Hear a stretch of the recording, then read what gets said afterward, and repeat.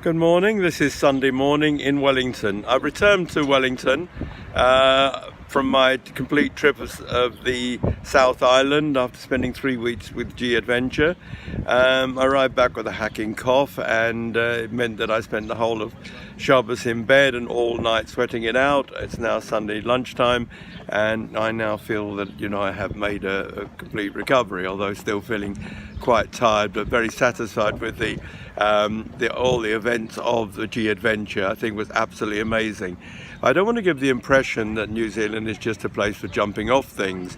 This is Wellington. It's, I think, the second city. It's the very south end of the North Island, so this is where you get the ferry to cross over to the South Island. But not only ferries, it's quite an important international port.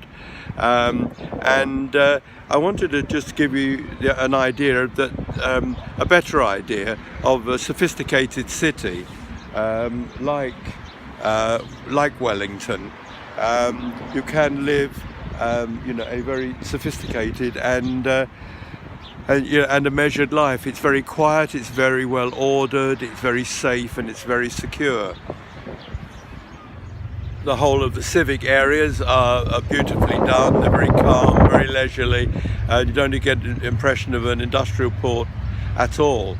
Okay, this is I think Boxing Day Sunday morning, and it is very calm, but it shows you how carefully manicured everything is here, and yet it's on the edge of the city, as you can see from the extensive office and civic buildings that there are around.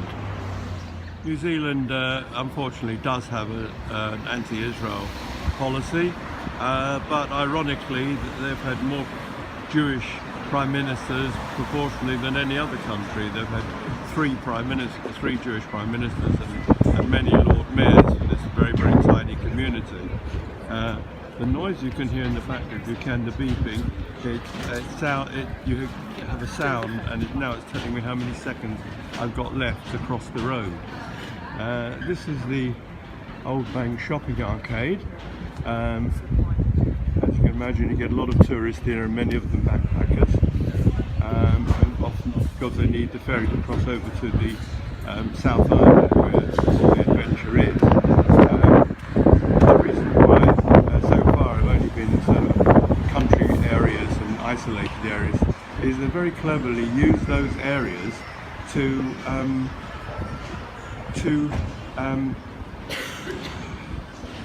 develop the tourist industry.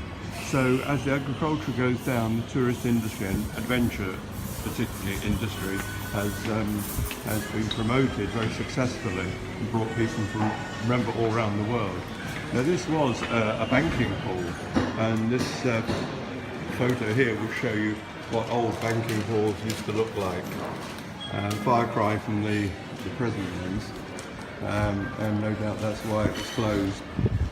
But that was how it was, and this is how it is now, how they've converted it into a shopping mall.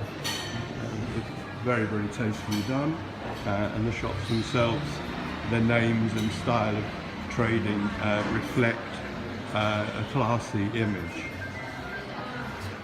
As you can see, Smith the grocer is no longer the grocer, but like most of the things here, it's eateries.